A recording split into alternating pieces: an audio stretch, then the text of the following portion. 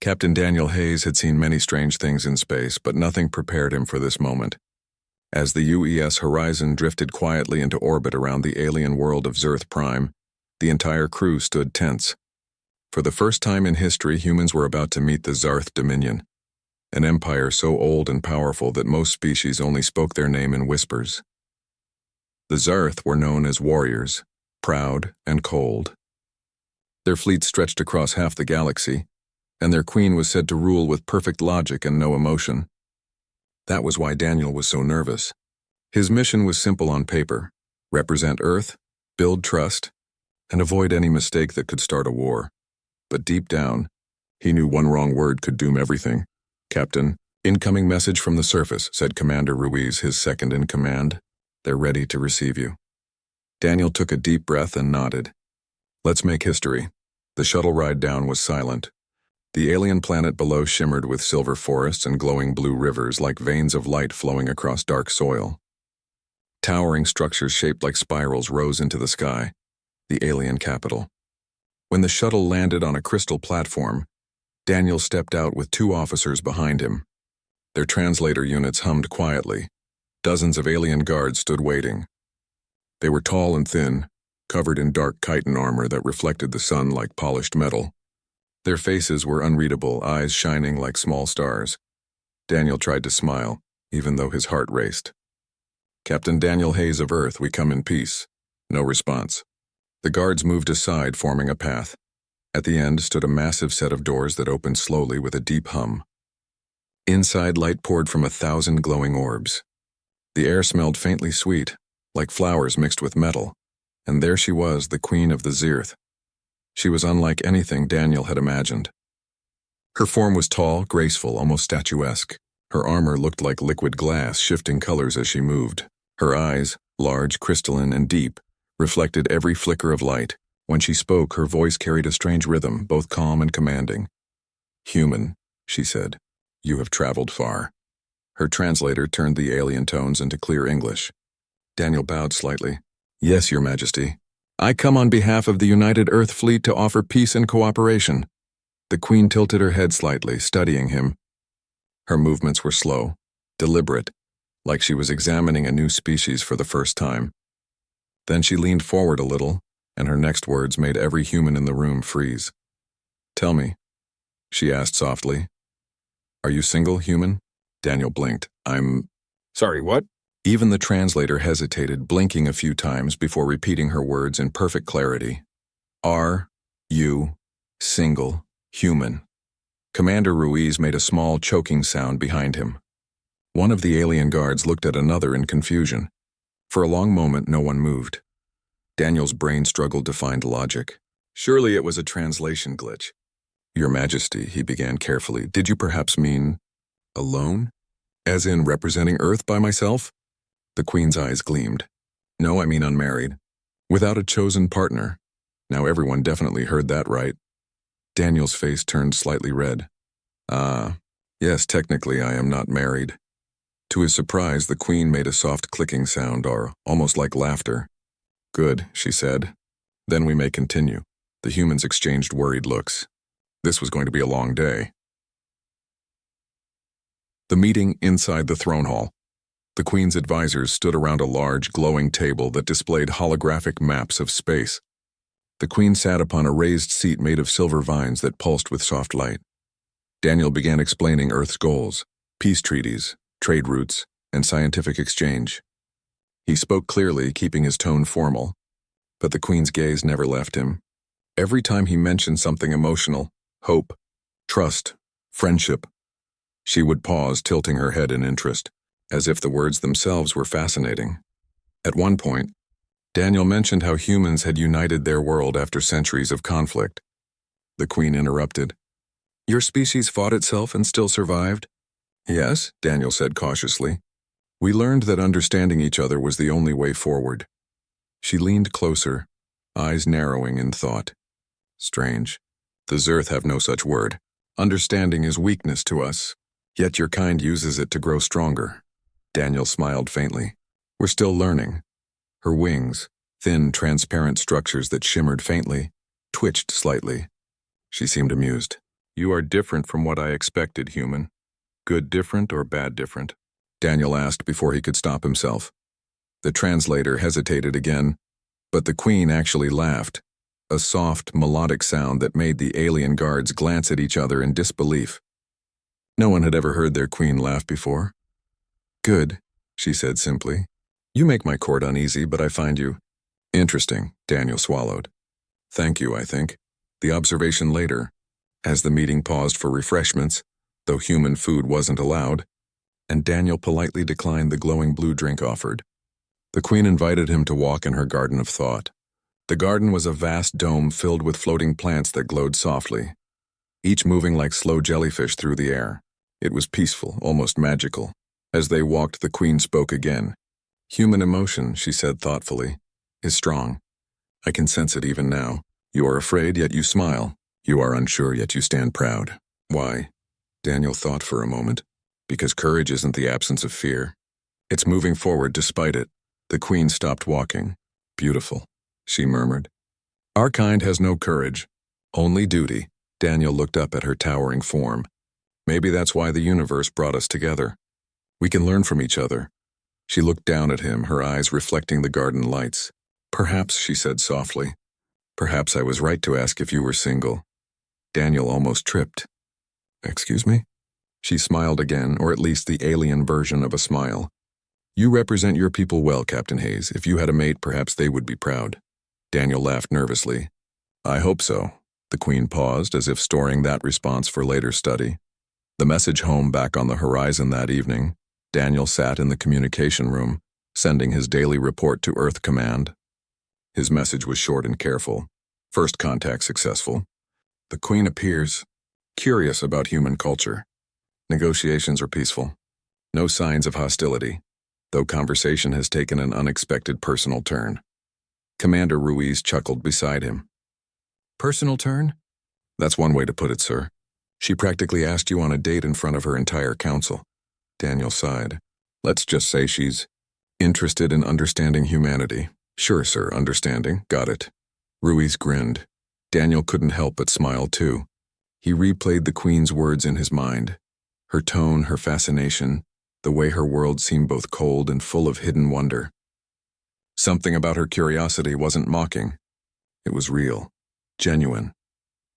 For the first time, he wondered if the Zerth were as emotionless as everyone said, or if they had simply forgotten what emotion felt like. The whisper among stars on Zerth Prime. As the night fell, Queen Lakara stood on her balcony, gazing up at the stars. Her advisor approached quietly. My queen, he said, is it wise to trust this human? She didn't turn around. He is strange, she said softly. He feels deeply yet hides it with humor. His kind may be small, but their hearts are vast. You believe they are useful? She looked up again at the star where the human ship floated. No, she said. I believe they are interesting. That is rarer. Then with a faint smile, she added almost to herself, and he is single. And so, the first day of human Zerth diplomacy ended, not with tension or war, but with something far stranger, curiosity. Two worlds had met, and instead of fear, there was fascination. And somewhere between laughter and confusion, the universe took its first small step toward understanding. The next morning on Zerth Prime, Captain Daniel Hayes woke early. The light from two suns filled his guest chamber with a pale gold glow. He had barely slept. His mind kept replaying the strange conversation from yesterday. Are you single, human?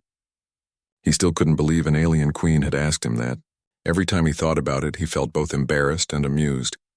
But deep inside, he also felt something else, curiosity. Why had she asked that? What did it mean to her people? When the communicator on his wrist beeped, he straightened. Captain Hayes, came Commander Ruiz's voice. Earth Command received your report. They said, and I quote, avoid romantic entanglement with alien royalty. Daniel groaned. I wasn't planning to. It's not like I flirted with her. Ruiz chuckled. Try telling her that, sir. Anyway, you're expected in the main chamber in 1 hour. Good luck, Captain. Yeah, Daniel sighed. I'll need it. A royal invitation, the throne room looked even grander in the morning light. The crystal walls reflected every color of the spectrum. Alien nobles stood in a half circle, watching Daniel carefully as he entered.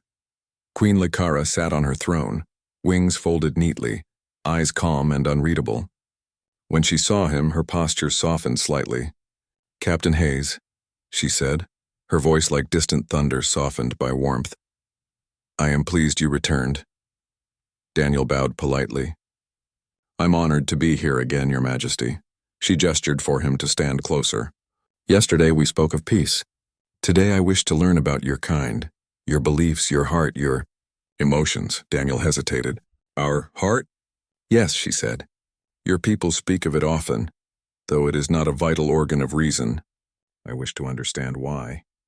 The Queen's advisors shifted uncomfortably.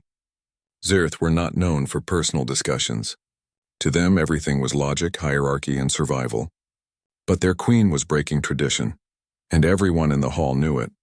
Daniel cleared his throat. "Well, Your Majesty, when humans say heart, we mean our emotions and kindness, loyalty, hope.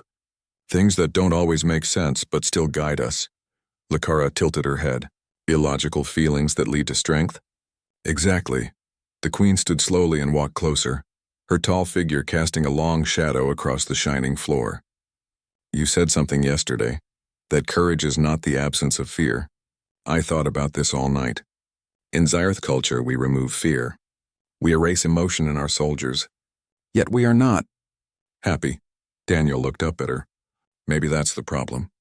Without emotion, you have no reason to fight for something, only against something." For the first time, he saw something like sadness in her eyes. "You speak as if you understand my burden," she said quietly. "Do you?" Daniel smiled faintly. "Maybe not fully, but every leader knows what it's like to carry the weight of others' choices." The Queen's gaze softened. "You are wise, human. Unusual, but wise." Courtship confusion. Later that afternoon, a feast was arranged in the royal garden. The Queen wanted to show Daniel Zerth hospitality. Dozens of alien guests attended, curious to see the human who had made their queen laugh. Daniel sat beside Lyra at the long crystal table. Strange dishes shimmered, glowing fruits, blue soups, and spiced vapor that floated like mist. Daniel politely declined most of it, sticking to water and a small piece of fruit that looked almost safe. As they ate, the Queen asked him 100 questions. How do humans choose their rulers? Do you sing to your young? Why do you smile even when sad? Daniel tried to answer each one honestly. He used simple words and sometimes jokes. The Queen didn't always understand the humor, but she seemed fascinated by it. At one point, she leaned close and asked, "When two humans wish to unite, how do they express this desire?" Daniel nearly dropped his fork. We usually talk, spend time together, get to know each other. It's not about power, it's about connection." "Connection," she repeated softly. "That is what I see in you." The entire hall went silent. The alien nobles stared in shock. Daniel felt his face turn red again. "Your Majesty, I think the translators might be missing context again." The Queen laughed, a soft melodic sound that filled the garden like music. "Relax, Captain Hayes, I only mean I sense honesty in you. You do not speak as a politician." Daniel exhaled slowly. "Ah, good. I thought I was about to cause a diplomatic crisis," she smiled. "Perhaps you already have, but not a bad one." An unexpected gift. When the feast ended, the Queen rose and motioned for Daniel to follow her. They walked through a hall lined with glowing vines and moving patterns on the floor that looked like waves. Finally, they stopped before a pedestal holding a small object, a crystal pendant that pulsed with faint light. "This," said the Queen, "is a Zerth mind gem. It allows connection, the sharing of simple thoughts. A gift between equals." Daniel hesitated. "You're giving this to me?" "Yes, you have shared your thoughts with me through words. I wish to share mine through feeling." Daniel took the pendant carefully. It was warm, almost alive. "Thank you, Your Majesty. I'm honored." She looked at him, her voice soft. "You are not like others who come seeking power. You seek understanding. That is rare," Daniel smiled. "Maybe that's the best power. Understanding." The message from Earth. That night, Daniel returned to his quarters and found a new message from Earth Command waiting. The voice of Admiral Chen came through the speaker, calm but firm. "Captain Hayes, your last report raised concern. The Queen's personal interest in you may be useful, but remember your duty. Do not become emotionally involved. You represent all humanity. Daniel rubbed his eyes. Understood, Admiral. But when the transmission ended, he felt uneasy. He wasn't falling for the Queen, or at least he told himself he wasn't. But he couldn't deny that she intrigued him. Her curiosity, her search for emotion, her honesty, all of it reminded him that maybe humans weren't the only ones capable of growth. He glanced at the glowing pendant on his table. It pulsed softly like a heartbeat. The Queen's reflection. Meanwhile, in her private chamber, Queen Lyra stood by the window watching the stars. Her advisor approached. "My Queen," he said carefully, "the Council grows concerned. You speak much with the human. Some believe he clouds your judgment." The Queen turned slowly. "Do they fear him?" "They fear what he represents, a change." Lyra's wings shimmered faintly. "Change is not weakness. It is evolution." The advisor lowered his head. "As you say, my Queen." When he left, Lyra touched the small crystal on her wrist, her half of the mind gem link. For a moment, she felt a soft warmth through it. Calm, steady, human. A strange feeling stirred within her chest. It was not duty. It was not logic. It was something new. Night connection in his room, Daniel picked up the pendant again. He wasn't sure how it worked, but when he focused on the Queen, the crystal glowed brighter. Suddenly he felt something. A whisper, not in words, but in emotion. Curiosity, calmness, and a touch of loneliness. He smiled slightly. "You can feel this, can't you, Your Majesty?" he whispered. A faint pulse answered, like a yes. For a few moments, two minds from two worlds shared silence. Not through speech, but through simple understanding. There was no fear, no confusion, only peace. And though neither of them knew it yet, that single connection would one day decide the fate of two civilizations. Morning hope. When morning came, Daniel was called to the main hall again. The Queen looked different, more confident but her eyes gentler. "Captain Hayes," she said, "today we will begin discussions for an alliance. I wish for your people and mine to protect each other." Daniel felt pride swell in his chest. "That's exactly what humanity hoped for, Your Majesty." She gave a small nod. "Then let us begin." Together. For the first time, she extended her hand, a gesture no Zerth monarch had ever done before. Daniel took it slowly. Her hand was cool, firm, and surprisingly gentle. Around them, the alien council whispered in shock, but neither of them cared. Something greater had begun, not just diplomacy, but a bridge between hearts. That day, Captain Daniel Hayes became the first human to shake hands with the Queen of the Zerth. And though the galaxy would one day remember their alliance for its victories, those who knew the truth would remember something far more powerful. A moment of understanding between two souls who dared to feel. Weeks passed since Captain Daniel Hayes and Queen Lyra began their talks. The Zerth Dominion, once cold and distant, now spoke of alliance and friendship with Earth. For the first time, human ships entered Zerth space not as guests under watch, but as partners. The media on Earth called it the miracle of ZerthPrime, but miracles never last long in the galaxy. Signs of trouble. One quiet evening, Daniel stood on the observation balcony of the royal palace. Below, the shining city of Velthar glowed like a field of stars. The twin moons rose above the horizon, painting the sky silver. He touched the mind gem pendant that hung around his neck. It pulsed softly, echoing his heartbeat. Sometimes, through it, he could feel the Queen's thoughts, small emotions, quiet like whispers. That night, however, something was different. He felt fear. Not his own, hers. A moment later, his communicator beeped sharply. "Captain Hayes," said Commander Ruiz's voice tense. "Sensors just picked up something near the outer orbit. Unknown ships. Not Zerth, not ours." Daniel's eyes narrowed. "Show me." He rushed to the command balcony where a large holographic screen displayed the blackness of space. Dozens of dark shapes drifted near the edge of the system. No signals, no transmissions. Ruiz continued. "They're moving like a machine fleet. Formation perfect. No biological readings. They could be the Voran Collective." Daniel had heard that name before, whispered in military briefings. The Voran were an ancient machine race. They had no feelings, no mercy. They consumed everything. Metal, energy, even living worlds. And they were coming. Council of Fear. By morning, the Zerth Council chamber was filled with tension. Holographic projections of the unknown ships circled above the table. The Queen sat in silence while her generals shouted arguments. We must activate the planetary shield. No, we should move our fleet to intercept. Humans brought this danger to us. Daniel stood calmly beside the Queen. With respect, we didn't bring them. The Varan have attacked human colonies too. If we work together, we can stop them. One of the generals hissed. Your kind are too small to fight such enemies. Daniel turned to him, voice firm but even. Small doesn't mean weak, General. Humanity has survived worse. We don't give up, ever. The room fell silent. The Queen rose slowly, her presence commanding. Enough, the human speaks truth. Fear divides us. Unity will save us, she looked at Daniel. What would your people do, Captain, if this was their battle? Daniel met her gaze. We'd stand together. We'd use what makes us different, our unpredictability. Machines can't understand it, the Queen nodded. Then teach us.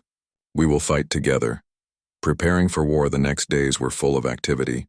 Human and Zirth engineers worked side by side, merging their technologies. Earth's plasma drives were attached to Zirth carriers. Alien weapons were fitted on human ships.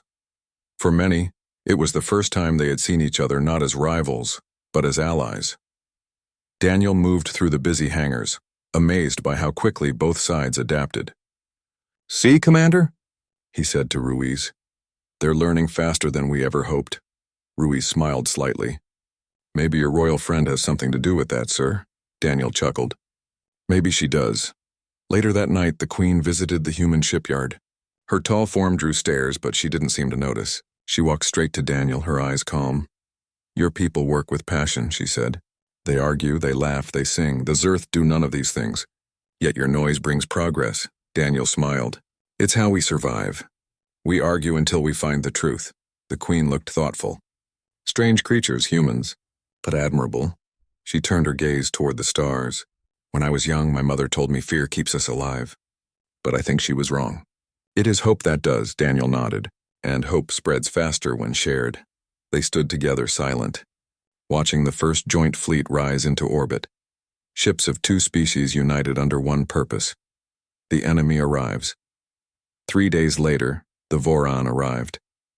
Thousands of black, sharp-edged ships appeared out of hyperspace, blocking the light of the stars. Their movements were perfect, mechanical, soulless. They didn't send messages or warnings. They simply advanced. Alarms echoed through every ship in orbit. Daniel sat in the command chair aboard the UES Horizon, now connected to the Zirth flagship through a joint network. All units, hold formation, he ordered. Wait for my signal. On the main screen, the Queen appeared, calm but determined. Human, are you ready? Daniel nodded. Always. The Voran fleet opened fire. Beams of white energy cut across space, hitting Zirth ships and sending explosions of light through the void. The battle had begun. Daniel's voice rang through the comm system. Human and Zirth squadrons, scatter. Don't fight like them. Think like humans. Be unpredictable. Ships broke formation, moving in random but coordinated patterns. The Varan tried to track them but failed. For the first time, machine precision met human chaos, and chaos won. Zirth generals who had doubted Daniel now watched in awe as the tide shifted. The Queen's test. But victory was not simple. The Voran adapted quickly, changing their tactics. A massive enemy ship emerged, a world breaker capable of destroying planets. Its dark core glowed like a small sun. The Queen's voice came through the link. Their main ship heads for Zirth Prime. We cannot let it reach the surface. Daniel's heart pounded. We'll stop it. I'll lead a strike team to its power core. The Queen frowned. Too dangerous. Maybe, Daniel said, smiling faintly. But humans are good at dangerous. She stared at him for a moment, then nodded slowly. Then I will join you. Your Majesty, no, her tone was firm. If my people must risk their lives, so must I. And that was final. Inside the enemy, the small strike team, a mix of humans and Zirth, boarded the enemy warship using stealth pods. The interior was cold, metallic, and eerily silent. Machines crawled along the walls like insects, pulsing with light. Daniel led the way with his rifle ready while the Queen walked behind, her crystal armor glowing faintly. We need to reach the core and disable it, Daniel whispered. After that, the fleet can finish the rest. As they moved deeper, mechanical drones attacked from the shadows. The team fought bravely, human instinct and Zirth discipline working together perfectly. At one point, a drone targeted the Queen. Daniel jumped forward, pushing her aside as the blast struck his shoulder. He winced in pain but grinned. "Guess I'm not very good at staying out of trouble." The Queen looked at him, her voice softer. "You risked yourself for me again." "Part of the job," he said with a weak laugh. She touched his arm gently. "No, that was something else." They reached the core and a massive glowing sphere surrounded by rotating rings. Energy hummed through the air like a storm. Daniel pulled out a small device. "We overload it, we run," the Queen nodded. "Then we run fast." They activated the charge and sprinted back through the corridors as alarms blared. Flames and sparks erupted behind them. The moment they reached their ship, the warbreaker exploded in a brilliant flash. From orbit, the Zirth fleet watched as the largest enemy vessel broke apart, destroyed by a handful of humans and one very brave Queen. A new understanding. Back on Zirth Prime, the wounded and weary returned as heroes. The people cheered as Queen Lyra stepped off the ship beside Daniel. "Two races," she said in her speech, her voice echoing across the plaza. "Once strangers, now united. Today, we learned that courage is not born from logic but from heart. And in that we have learned from the humans." The crowd bowed in respect. Daniel stood silently beside her, humbled and proud.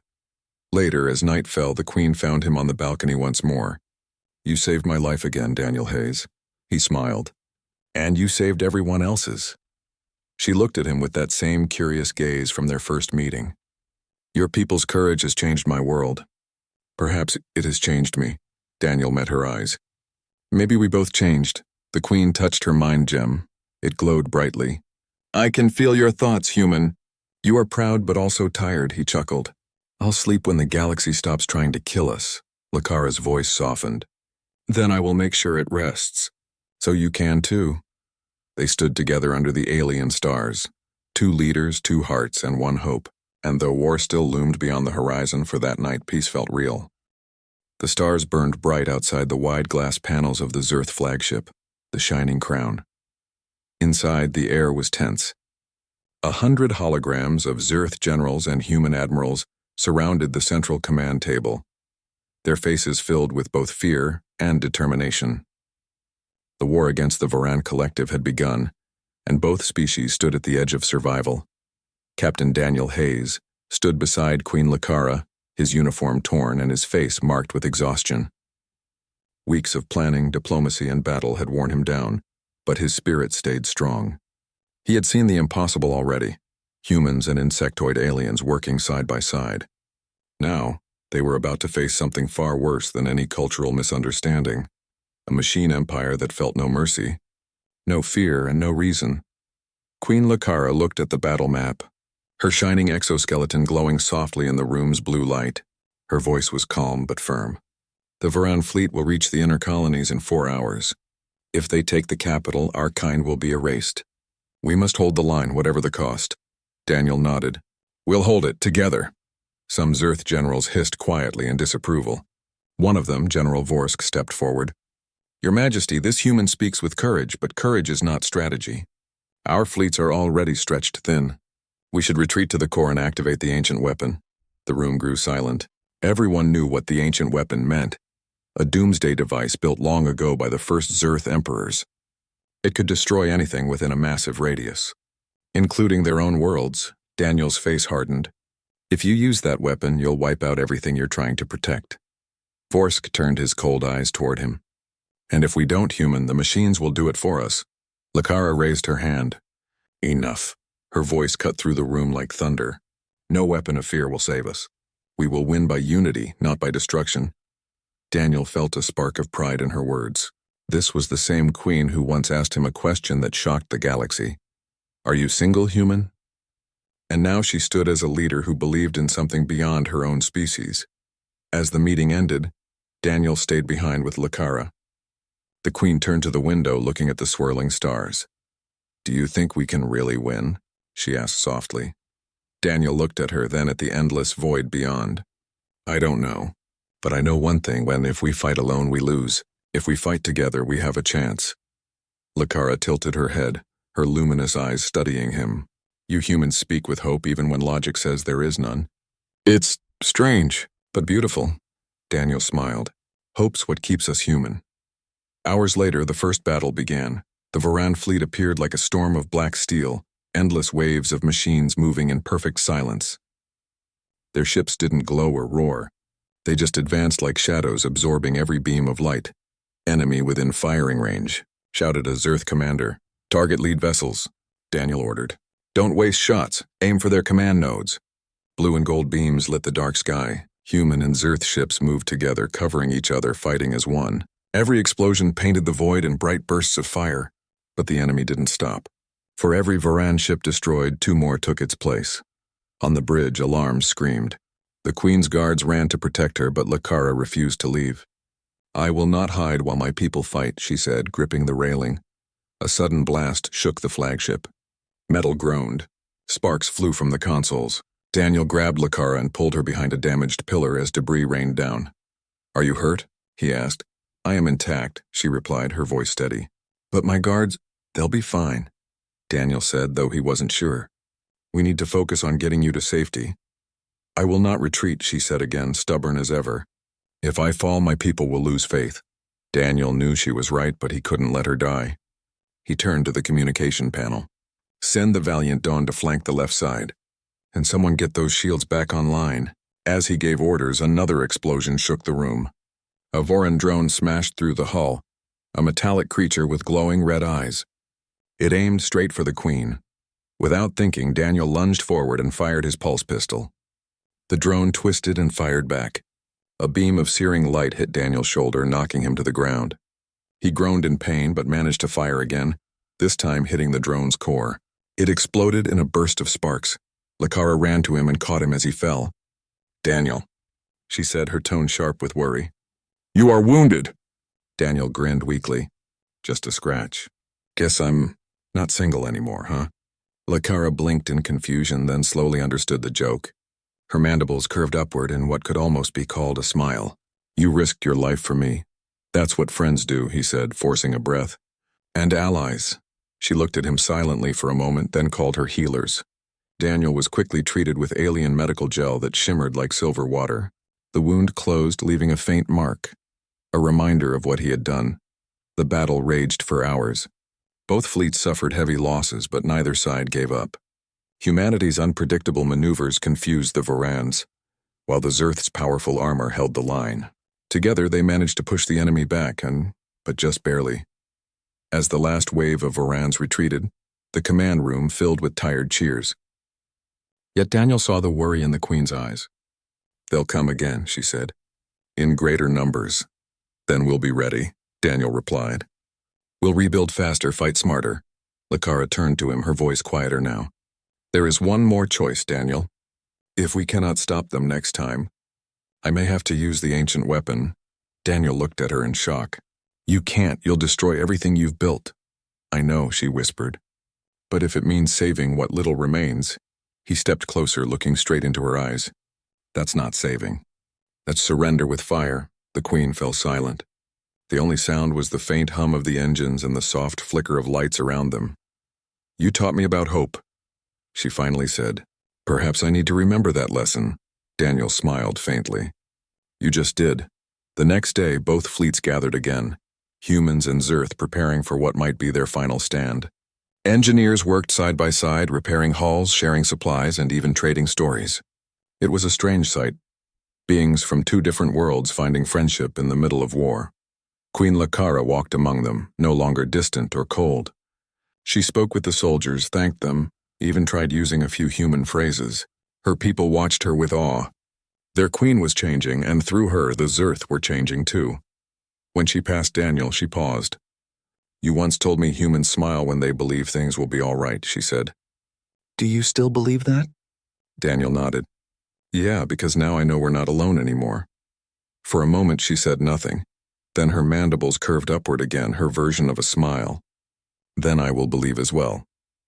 As the ships prepared to jump into hyperspace for the next battle, the Queen looked out at the stars, whispering softly to herself, for hope, for unity. and for him. And far behind them, in the blackness of space, the Voran fleet stirred once more, silent, calculating, unaware that for the first time in their existence, they were facing something beyond logic, a united heart. The galaxy stood on the edge of darkness. The Voran collective, endless and unfeeling, gathered their final and greatest fleet. Thousands of machine ships formed a storm that could swallow entire worlds. They moved toward the Zerth capital system, where humans and Zerth now stood together, ready for their last stand. Inside the command hall of the Shining Crown, the air was filled with quiet determination. The hum of engines and the faint flicker of lights gave the moment a strange calm before the storm. Captain Daniel Hayes stood beside Queen Lyra, both gazing at the star map. It glowed in blue and gold, showing the enemy's advance. The line of defense looked thin, but Daniel's eyes were steady. "This is it," he said softly. "They're coming for everything." Lyra nodded. "Then everything we are must stand in their way." She looked around at the mixed crew, humans and Zerth working side by side, translating commands, sharing data, helping each other without hesitation. Just months ago, such cooperation was unthinkable. Now it was their only hope. Daniel placed his hand on the console and looked at her. "We're ready. Whatever happens, we face it together." Lyra's eyes gleamed like polished glass. "Together," she repeated quietly. As the enemy fleet appeared on the scanners, the entire Allied armada held its breath. Then one by one, the Voran ships emerged from hyperspace, vast, black, and silent. Their presence was like a spreading shadow, blotting out the stars. "All units prepare for engagement," Daniel ordered. His voice was calm, but his heart pounded. "Defend the capital at all costs." The first wave of Voran ships opened fire. Brilliant red energy beams cut through space, tearing through the Allied line. The battle began. Human cruisers and Zerth destroyers responded together, unleashing a storm of plasma and missiles. Explosions lit the void like fireworks. Daniel moved between control panels, giving orders and adjusting formations. Lyra stood tall beside him, her voice steady as she commanded her generals. "Tell the 4th Fleet to guard the left flank," she ordered. "No retreat. Hold position!" The Zerth obeyed without question. They had once followed her out of duty. Now they followed her out of respect. Despite their courage, the Vorans pressed forward. Their ships adapted to every move, learning, adjusting, improving. It was like fighting the universe itself. Cold, logical, unstoppable. A massive Voran dreadnought fired a beam that tore through a cluster of human ships. Daniel clenched his fists as the readings flashed red. "Too many losses," said one of the officers. "We can't hold this forever." Daniel's mind raced. "We don't have to hold forever," he said. "We just need time." "Time for what?" Lyra asked. Daniel pointed to the massive energy readings near the planet's surface. "Time for the planetary shield. Once it's ready, we can lure the Vorans into its range. Then we shut it, trap them in with us." The Queen's eyes widened. "That could destroy half our fleet." Daniel nodded. "It might, but it will stop them." Lyra was silent for a long moment. Then she looked at him and said, "You truly are the most dangerous creature I have ever met, because you always choose hope, even when it burns." Daniel smiled faintly. "Hope is our best weapon." Hours passed. The battle dragged on with brutal intensity. Ships burned, stars dimmed, and still the two allies refused to fall. When the planetary shield finally powered up, Daniel gave the command. "Now pull the central fleet back. All forces fall into formation Delta." The human Zerth ships broke into 3 curved lines, creating a vast circle around the planet. The Vorans, seeing what looked like retreat, surged forward, exactly as Daniel hoped. Lyra watched the map and whispered, "They follow the bait." "Good," Daniel said, "because this time they won't escape." When the last machine ship crossed the invisible boundary, Lyra raised her staff and shouted, "Activate the shield." A brilliant wall of light erupted from the planet, surrounding the entire battle zone in a glowing dome. The Voran ships were trapped inside, along with Daniel, Lyra, and the Allied fleets. For a moment, everything was silent. Then the machines began to panic. Their formations broke, their signals tangled. The shield's energy interfered with their network. The unthinkable had happened, and the Vorans were confused. Daniel saw his chance. "All ships target their command nodes. Fire everything we've got." Thousands of Allied weapons fired at once. Blue and gold beams sliced through the darkness. One by one, Voran ships exploded, their control systems failing. The machines that once seemed endless began to fall like dominoes. Lyra gripped the railing, her voice ringing through the hall. For Zerth. For Earth. For life. Her words echoed across every ship in the fleet. Soldiers cheered. Pilots pushed harder. Engineers worked faster. Hope spread like fire. But victory came at a price. A massive Voran dreadnought, damaged but not destroyed, turned toward the shining crown. It was charging its main weapon. Impact in 30 seconds, shouted a human officer. Lyra's eyes widened. There's no time. Daniel stepped forward. Send all power to the shields. It will not hold, she warned. I know, he said quietly. But we'll make sure they don't fire again. He turned to the helm. Ram course now. The crew looked at him in shock. Lyra stepped forward. You cannot mean, he smiled gently. Sometimes to protect what you love, you have to take the hit yourself. Before she could stop him, he pressed the command. The shining crown surged forward, engines glowing white-hot as it raced toward the enemy dreadnought. Lyra's voice broke through the comms. Daniel, stop! You will die. He looked at her, his expression calm, even kind. Hey, Your Majesty. You never answered my question, she blinked. What question? He grinned. Are you single? For a brief moment, the Queen of Zerth laughed, truly laughed, the sound bright and soft like the echo of stars. Then the shining crown struck the dreadnought. The explosion was so bright it lit the entire sky. The Voran ship was destroyed, and with it, the last of the machine fleet began to fall apart. The remaining allies pulled back as the battle ended. The sky was filled with drifting light, fragments of ships, fading energy, and the quiet glow of victory. Days later, the war was over. The Voran collective had fallen silent. The galaxy was safe again. In the rebuilt Zerth capital, banners of both worlds hung side by side. Humans and Zerth worked together, rebuilding cities and healing wounds. Queen Lyra stood on the royal balcony, her armor polished, her eyes soft with memory. The stars above were quiet now, but she still looked for one light, the one that had once stood beside her. A small silver medal rested in her hand. It was Daniel's, found among the debris of the shining crown. She had kept it close as a reminder of the strange, brave human who had changed her life and her world. Her advisor approached quietly. Your Majesty, the council awaits, she nodded. Tell them I will come soon. The advisor hesitated. They say the humans wish to name this day the Day of Unity. Lyra smiled faintly. A fitting name. She turned back to the stars and whispered, You were right. Daniel Hayes, hope is our best weapon.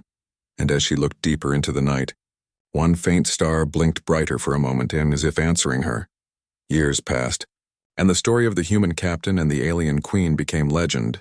Songs were sung, books were written, and across countless worlds people repeated a single line with both laughter and awe. Are you single, human? It was no longer a question of romance. It had become a question of curiosity, friendship, and courage. A reminder that even the smallest spark of humanity could warm the coldest universe. And somewhere in that vast sea of stars, where old ships drifted in silence, the legacy of one human and one queen continued to shine, bright enough to remind the galaxy that sometimes love and hope are the most powerful weapons of all.